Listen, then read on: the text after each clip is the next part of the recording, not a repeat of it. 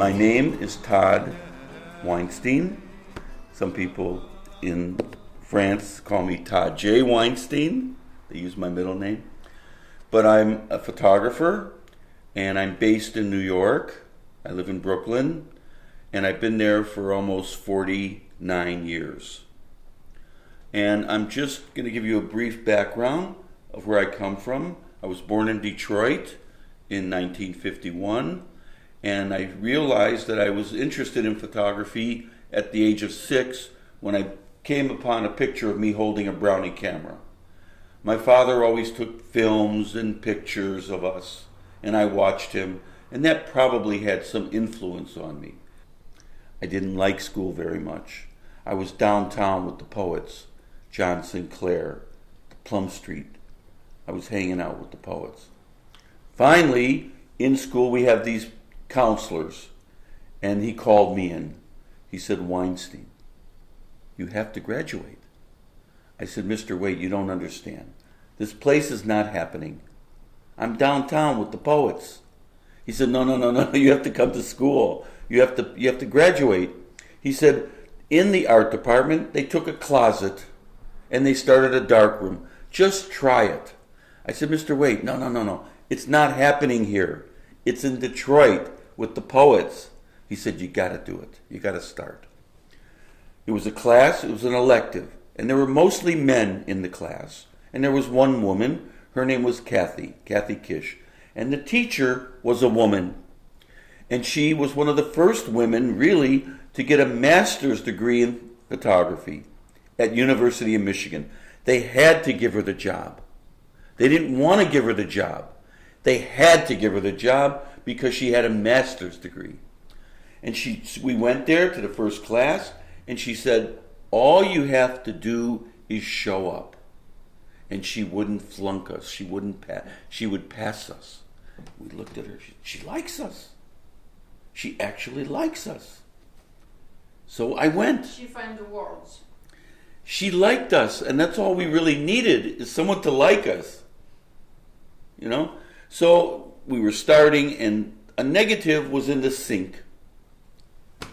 And they said, "Whose negative is this?" And everybody's looking. And it's Todd's negative. And it was a negative that had gone from hot water to cold water to hot water to cold water. It's called reticulation. I don't know what it is in French. Reticulation. The emotion breaks and creates a pattern, a beautiful pattern. And she said, "Oh, Todd, this is your negative? You have to come in after school," and we go into the darkroom together. We go in. I took a picture of my friend, and there were pictures in the background. She put it in the enlarger, cropped out my friend, cropped him out, and blew up the background. I said, "Why? You're taking Eddie out of the picture." She said, No, the picture's in the background. And we won an award. It won an award. I said, "Wow." So, in fact, I got accepted to the school. And I went to the school, and I had a teacher who was starting a new lab, a brand new lab. And I said I would work there when I could. So I worked there. I helped paint the place. One time I dried 2,000 prints in a weekend. It was a lab. My hair was very long. He gave me an ultimatum. He said, "You have to cut your hair."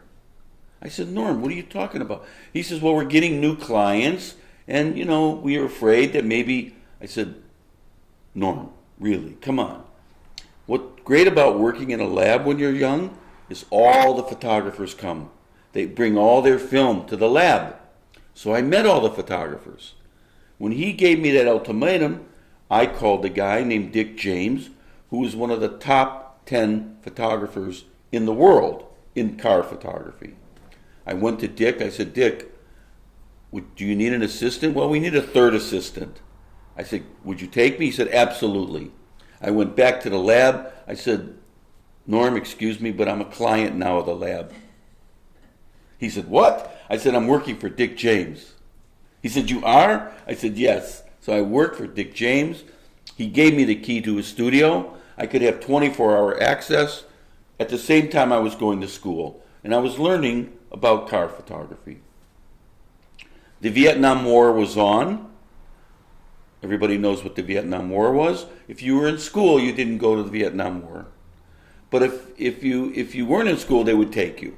And then all of a sudden, there was a lot of problems with the war, a lot of marches, demonstrations. And I decided that they did a lottery and I got a high number, very high number, so they wouldn't take me. And I decided to have a sit down with my parents, and I explained to them that I'm moving to New York. Because I had visited New York when I was 13, and I kind of fell in love with it, subconsciously. 1, 2, 3, 4.